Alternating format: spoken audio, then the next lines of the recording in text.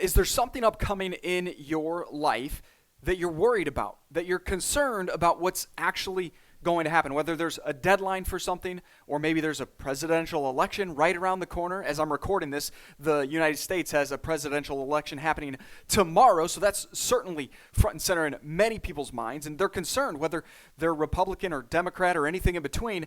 They have a particular person that they would like to see, most folks would like to see become president of the United States, and yet one of them will become president and the other will not. And yet there are things like this, not just every 4 years in the United States, but every single day in the lives of every human on the face of this planet. There are things in our lives coming up in the next days or weeks or months or maybe even the coming years that we get concerned about and we worry about and we dwell on how fearful we are about that upcoming thing.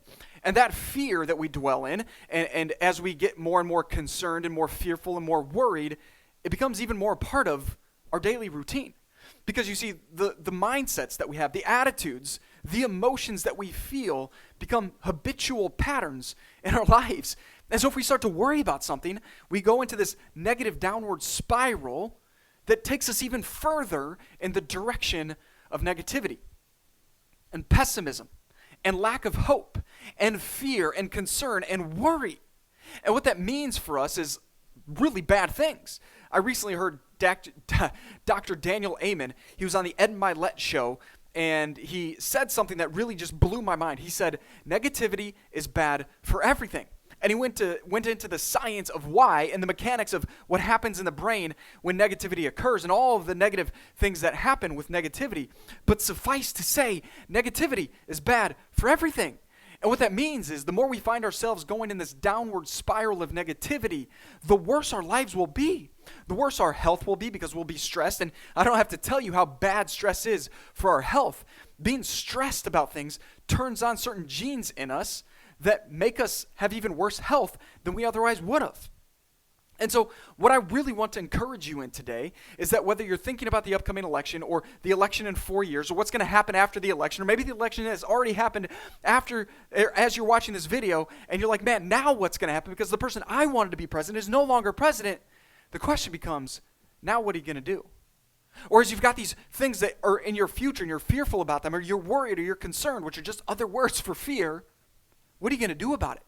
Because if you believe that life is happening to you, meaning all of the things happening around you, if you live in the United States, this presidential election, or the leaders of your country, or all the stuff happening outside of your control, if you just believe that as those things happen, you just have to deal with the negative respect or the negative aspects of it, well, friend, I got news for you. You don't have to.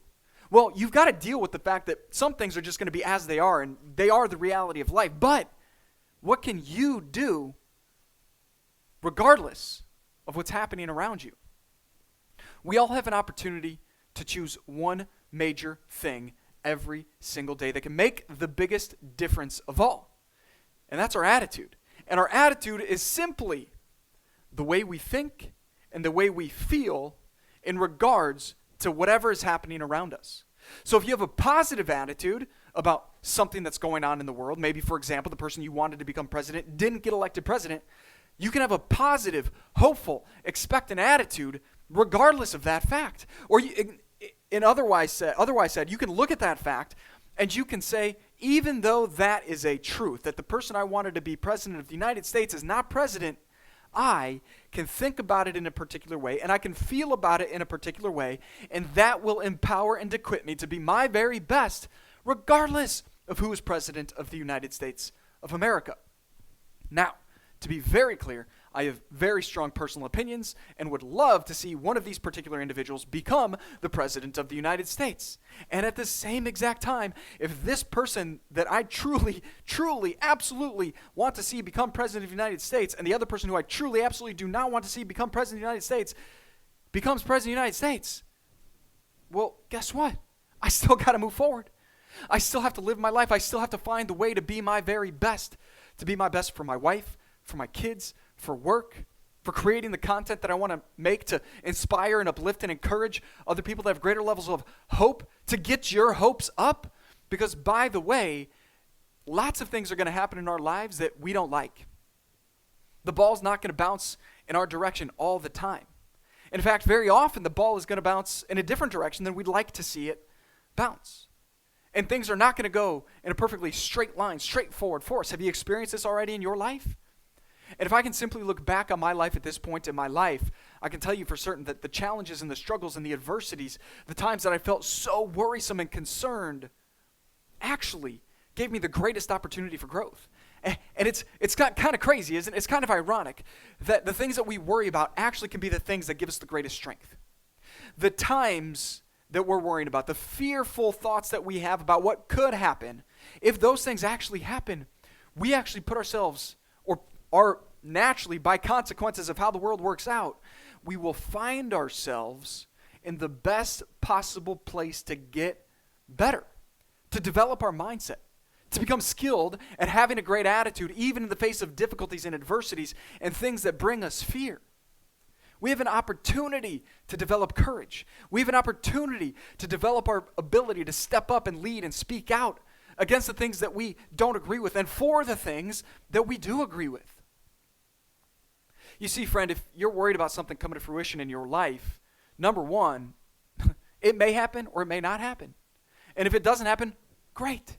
Now you can move forward and it's behind you. Number two, if it does happen, that thing you're worried about or concerned for, if it does happen, here will be your next great opportunity to strengthen yourself, to refine yourself, to become the person that you're meant to be. You see, the greatest leaders, the greatest entrepreneurs, the business people of this world, of the generations past and the generations to come, are the people that have faced the biggest obstacles and yet refused to quit.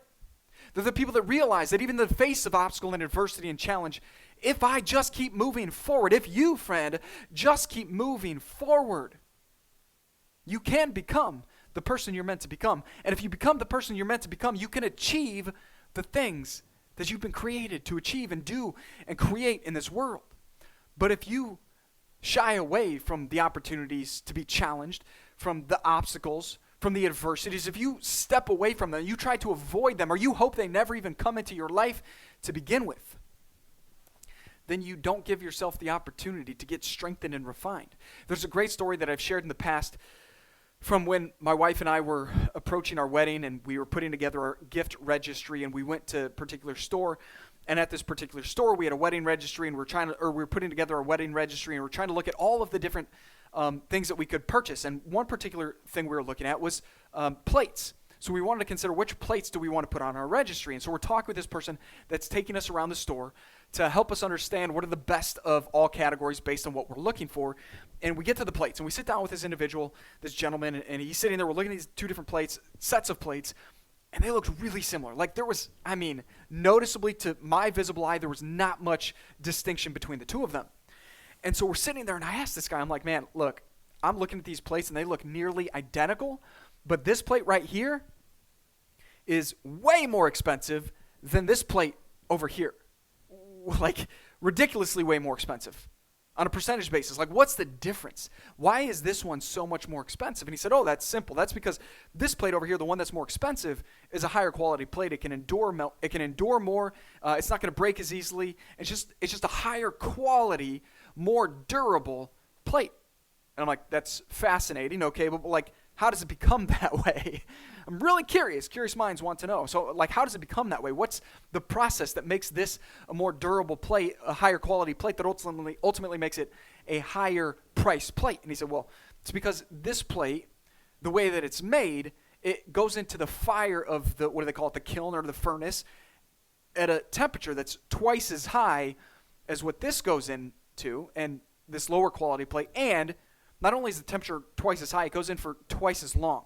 There's a much longer process to make this plate and a much more intense process to make this plate, and that's why it's more durable, and that's why it's higher quality, and that's why it's a higher price plate.